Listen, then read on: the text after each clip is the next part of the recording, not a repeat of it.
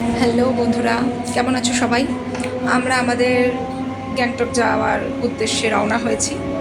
এখন আমরা লোকাল ট্রেনে শিয়ালদা যাচ্ছি। শিয়ালদা থেকে রাত 10টা 5-এর ট্রেন। ছেলের আমার ভীষণ আনন্দ। সামার ভ্যাকেশন যেহেতু শেষ হতে চলেছে, তখনই একটা ট্রিপ ঠিক হয়েছে, যাবো আমরা।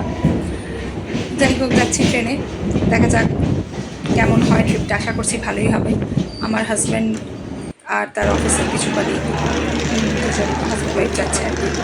আমরা এসে গেছি শিয়ালদা স্টেশনে 10টা 5-এ দার্জিলিং মেল, বাট ট্রেন এখনও দেয়নি, যেই কারণে আমরা স্টেশনেই ওয়েট করছি সমস্ত লাগেজপত্র নিয়ে। এই যে আমাদের এই টিমটা পুরো যাচ্ছে, আমি, আমার হাজব্যান্ড, ছেলে আর ওরা হাজব্যান্ড ওয়াইফ, 5 জনের ট্রিপ। ওয়েট করছি ট্রেনের জন্য। ট্রেন এসে গেছে। যেহেতু খুব শর্ট নোটিসে আমাদের টিকিট কাটা হয়েছিল, সেই কারণে আরএসি হয়েছে, কনফার্ম হয়নি টিকিট। যাই হোক, তবু সিট পেয়েছি। ওয়েট করছি এবার কতক্ষণে ট্রেন ছাড়বে। আর মাত্র কয়েক মিনিটের অপেক্ষা, ট্রেন ঢুকছে এনজেপি স্টেশন। একটা আলাদা এক্সাইটমেন্ট কাজ করছে। বাইরে বেশ টিপ টিপ টিপ টিপ করে বৃষ্টি পড়ছে। এর আগে ভালোই বৃষ্টি পড়ছিল, এখন জাস্ট একটু ধরলো বৃষ্টিটা। তো আমরা বিয়ের পর প্রথম এসেছিলাম, তখন বেশ এই ওয়েদারেই এসেছিলাম, বর্ষা। আবার এতগুলো বছর পরে এলাম পুরো বৃষ্টির বর্ষার সময় আর কি, পাহাড়ে।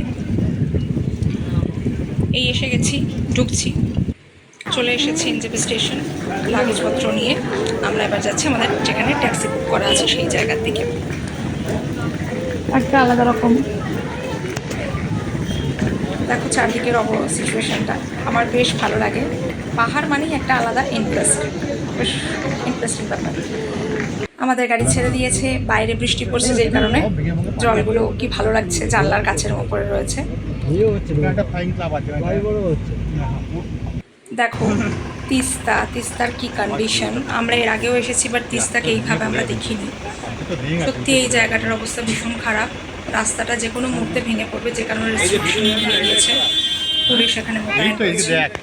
সবাই ভালো থাকুক, যে মানুষগুলোর উপরে এত ভয়াবহ একটা ব্যাপার, তারা ভালো থাকুক। চলো, দেখা হবে নেক্সট ব্লগে। আমরা আমাদের হোটেলের উদ্দেশ্যে পাড়ি দিয়েছি।